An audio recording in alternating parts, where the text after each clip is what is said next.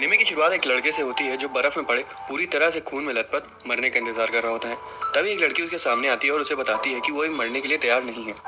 उसे good luck बोलती है जिसके बाद वो बेहोश हो जाता है। उस लड़के का नाम नासा यूजाकी है जिसके माता पिता ने उसका नाम तारों से भरे आकाश के ऊपर रखा था।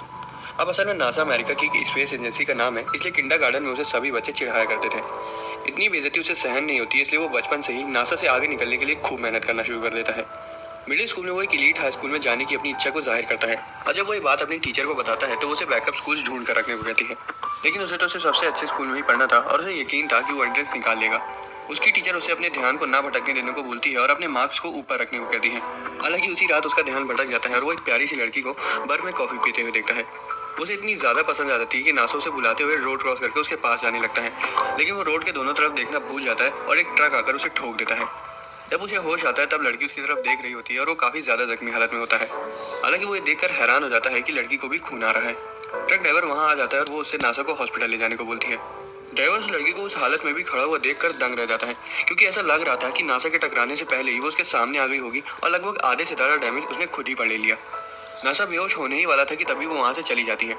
ट्रक ड्राइवर मदद बुलाने के लिए कॉल करता है, लेकिन नासा उस लड़के से मिलने के लिए इतना ज्यादा बेताब था कि वो इतनी बुरी चोट लगी होने के बावजूद खड़ा हो जाता है। ड्राइवर सदमे में आ जाता है, लेकिन नासा उसे बताता है कि वो लड़की बहुत ज्यादा क्यूट है, इसलिए उसे उससे मिलना ही होगा।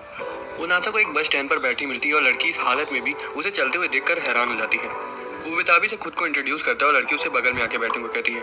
उसके चेहरे पर लगे खून को पोंछती है और उसे अपना कोट दे देती है। वो उसे बताती है कि वो एम्बुलेंस को कॉल करने जा रही है, क्योंकि इतनी चोट लगी होने की वजह से वो जल्द ही बेहोश हो जाएगा। वो अपने घुटनों पर गिर जाता है, लेकिन फिर भी वो उसे बात करने के लिए बेताब था, क्योंकि वो उसे प्रिंसेस कागो की कहानी की याद दिला रही थी। जिस महिला को बहुत से लोग प्यार करते थे, लेकिन फिर भी उसे अपने लोगों के पास चांद पर वापस लौटना पड़ता है। वो उसे बताता है कि इसके बहुत ज्यादा चांसेस है कि वो दोबारा ना मिले, इसलिए वो अपने इस मौके को गंवाना नहीं चाहता है। जिसके बाद नासा बोल देता है कि वो उसे प्यार करने लगा है और उसे डेट करना चाहता है। हालांकि वो उसे बताती है कि वो केवल तभी एक साथ रह सकते हैं अगर उनकी शादी हो जाए। वो फौरन मान जाता है और वहीं खड़े खड़े बेहोश हो जाता है। उसे हॉस्पिटल में होश आता है और वो कुछ समय के लिए व्हील चेयर पर रहता है। धीरे धीरे उसकी स्ट्रेंथ वापस लौटने लगती है। हालांकि लड़के का नाम ना जान पाने और उसे उस एक्सीडेंट के बाद दोबारा कभी ना मिल पाने की वजह से उसकी उम्मीद खोने लगती है। इसलिए टॉप स्कोर्स लाने के बावजूद नासा किसी भी एलीट स्कूल में नहीं जाता। वो दोबारा से उससे मिलने की उम्मीद से दुकानों में काम करने लगता है, लेकिन समय बीतता जाता है और वो कहीं नहीं मिलती। हालांकि जिस दिन वो 18 साल का हो जाता है, उसी रात वो लड़की अचानक से उसके दरवाजे पर आ जाती है। वो अपना नाम सुकासा बताती है। हालांकि पूरी तरह से अनजान होने के बावजूद वो उसके इतने प्यारे अंदाज को देखकर पिघल जाता है। वो उसके पास शादी का रजिस्ट्रेशन फॉर्म लेकर आती है, जैसा कि उस रात उसने कहा था। वो पहले तो हैरान हो जाता है कि वो शादी को लेकर इतना सीरियस थी, लेकिन ये सोचने के बावजूद कि एक स्कैम हो सकता है, नासा तुरंत उसमें साइन कर देता है। उसके बाद वो लोग खुद को तहजीब के साथ इंट्रोड्यूस करते हैं।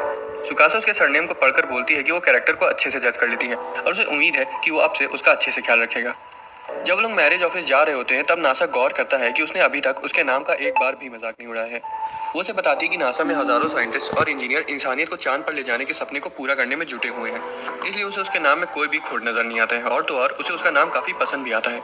ऑफिस में आदमी इतने यंग कपल्स को देखकर हैरान हो जाता है, लेकिन उनके रजिस्ट्रेशन को एक्सेप्ट कर लेता है और एक पेड़ उन्हें तोहफे के तौर पर दे देता है। वो वापस लौट जाते हैं और नासा को अभी तक यकीन नहीं हो पा रहा था कि उसकी शादी इतनी खूबसूरत लड़की के साथ हो चुकी है। तभी उसे रियलाइज होता है कि अब जब उन लोगों की शादी हो चुकी है तो वो लोग एक साथ एक ही अपार्टमेंट में रहेंगे। उसे महसूस होता है कि वो अभी एक लड़के के साथ रहने के लिए तैयार नहीं है। उसे ये भी रियलाइज होता है कि उसका बेड एक सिंगल बेड है। सारी कैलकुलेशन करने के बाद उसे पता चलता है कि अगर दो लोग सिमट कर सोए फिर भी वो बेड छोटा पड़ जाएगा। ऊपर से इतनी रात होने की वजह से वो कोई और बेड मंगा भी नहीं सकता था। नासा कई तरह की पोजीशन ट्राई करने लगता है जिससे वो दोनों उसमें फिट हो सके। ये जानने के बाद कि सुकासा ने उसे ये सब करते हुए देख लिया है, नासा शर्म से पूरा लाल हो जाता है। वो उसे अपना लगेज दिखाती है और नासा उसके लिए कॉफी बनाता है। सुकासा उसे बोलती है कि अब उसके जाने के लिए कोई दूसरा घर नहीं है। नासा ये सुनकर शॉक हो जाता है कि अब चूंकि उनकी शादी हो चुकी है इसलिए वो रात वहीं बिताएगी। हालांकि बेड काफी छोटा होता है, इसलिए वो रात होटल में बिताने का प्लान बना रही थी। वो दुखी हो जाता है, लेकिन वो उसे बताती कि वो उसकी वाइफ है, इसलिए वो सुबह फिर वापस आ जाएगी। नासा सोचने लगता है कि उसने उससे शादी क्यों करी होगी और उनकी पहली मुलाकात कितनी अजीब थी। उससे पूछता है कि वो शादी के लिए क्यों मान गई, जबकि वो दोनों तो एक दूसरे को जानते तक नहीं थे। सुकासा उससे पूछती है कि वो क्यों मान गया, जिस पर वो बताता है कि वो उसे प्यार करता है। सुकासा बोलती है कि वो किसी ऐसे लड़के से शादी नहीं करेगी जिसे वो प्यार नहीं करती। जिसके बाद वो वहां से जाने लगती है। तभी नासा दौड़कर उसके पीछे आ जाता है और बोलता है कि उसे रात वहीं बितानी चाहिए और वो किसी भी तरह से इतनी रात में भी एक और बेड अरेंज कर लेगा। असल में नासा को अंदर से महसूस हो रहा था कि अगर वो वहां से चली गई तो फिर कभी